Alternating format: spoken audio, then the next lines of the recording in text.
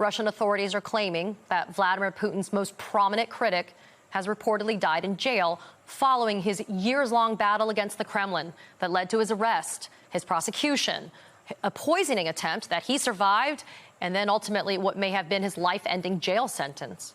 As global leaders decried this news, Republican frontrunner Donald Trump remained conspicuously silent, something my next guest pointed out, tweeting in part, "Let Navalny's death be a warning to America. If returned to power, Donald Trump will jail his opponents. This isn't a forecast. He has already told us this."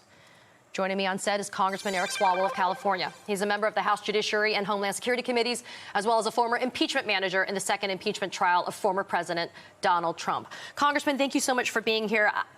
I am speechless. When you and I just watched this right now, you and I both just were speechless. Talk about why, when you and I and others say that we're not being hyperbolic about what Donald Trump is promising America should he get a second term, that it's real. That is, there's a reason why we keep on standing every day and ringing these alarm bells. You and I look at a dictator like Vladimir Putin, and we see a ruthless man, and Donald Trump sees a mirror. He sees a role model, and he likes Putin.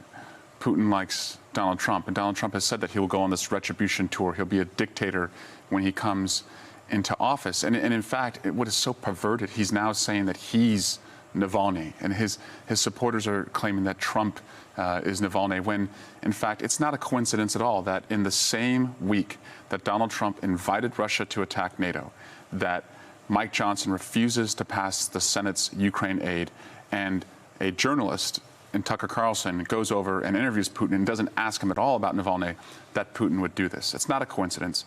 It's a green light that Putin saw, and it's just a question now, do we care? And we've heard directly from Ukrainian President Volodymyr Zelensky about what his people are suffering because of the ruthlessness you talk about with Vladimir Putin. Do you think Putin is now emboldened when he sees the chaos that is this 118th Congress, the fact that aid cannot be agreed upon, and the fact that the United States looks like it's just going to stand aside, and then you have Donald Trump saying that NATO doesn't really have any value or benefit to the United States? Yes, this is a tipping point right now for Ukraine, and we saw just today that they are retreating from an area that they had taken over because they are about to be encircled. And so Ukrainian members of parliament are reaching out to me as recently as yesterday asking, are you really going to walk away from this? Are you really not going to fund us? And what happens is, if you're on the front lines at the line of contact, in the Donbass, and you don't have bullets, you don't have water, you don't have, first aid kits, morale is going to break down. And they're willing to fight for their country, but they need the resources. And again, we can't fool ourselves. That fight will come to us if Ukraine falls. And so that aid is being held hostage by Republicans in the House. And part of the problem is they can't seem to walk and chew gum at the same time while we're dealing with aid packages not only to Ukraine and Israel and other nations. We're looking as Americans at another looming government shutdown on March 1st. These temporary Band-Aids, Eric, they're a problem. They're just Band-Aids on a hemorrhaging wound. March 1st is right around the corner. Is it just going to be yet another continuing resolution, do you think? We're governing crisis to crisis, and that's because it's not that they can't walk and chew gum. They can't walk and follow Trump at the same time. So that they have to do what Donald Trump wants them to do. They're a law firm in the House that just works for one client, Donald Trump. He doesn't want funding for Ukraine, wants to sabotage the border, doesn't want us to fund the government at all because they want to shut down the government because they think it makes Biden look bad. NASA just laid off a bunch of its best scientists because they don't have certainty in their funding. And so, yes, it is chaotic. What Hakeem Jeffries has shown and what House Democrats have shown, I think Joe Biden has shown, is competence, that we want to get things done, that we want to govern, they want to ruin. Yeah, and you've talked before with me about competence versus chaos and what it could deliver to the American people. Is that what is at stake? We talk in journalism terms about let's not focus on the odds anymore because these polls, they can come and go and the odds can be different. But the stakes are really count. Is that the same thing that's happening right now in D.C.? And that's, yes, and that's what we need to make this upcoming election about. It's not about two individuals. I'll take the individual who's 81 over the guy who was 91 felony counts. It's not about two individuals. It's about the idea of competence versus chaos, or even greater, freedom versus fascism. If we make it about those ideas and what they mean in our daily lives, we're going to win.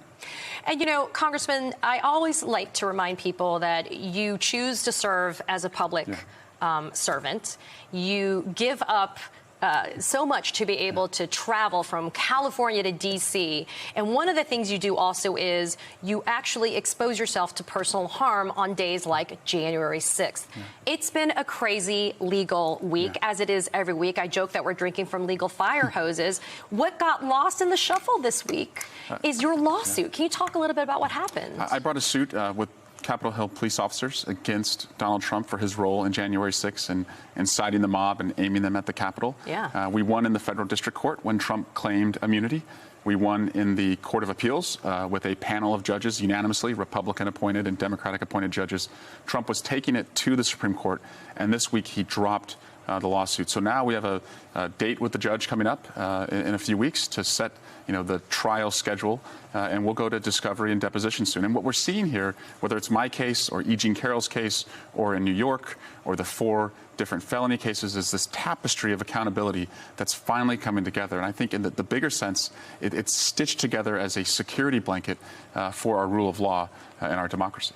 I got less than a minute. I did have to ask you, have you seen where James Comer has gone? Because suddenly this week, after the news came out that that informant that the House GOP was relying so much upon for the Biden impeachment push was indicted by the feds for lying about bribes that were made to Hunter Biden and Joe Biden. It's all a lie.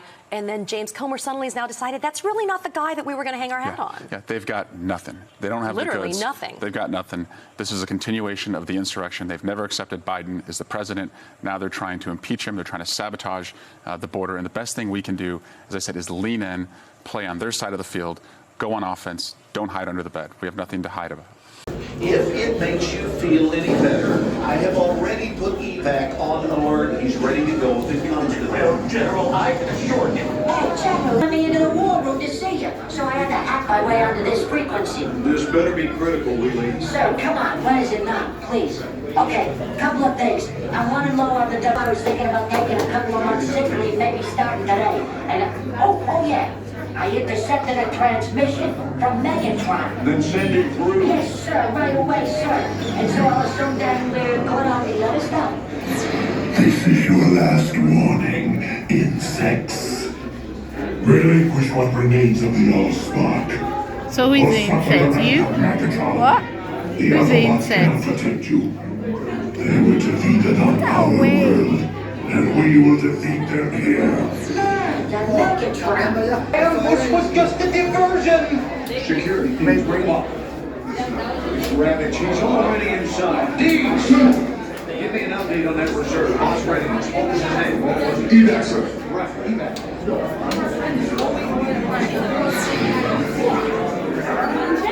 She's right in front.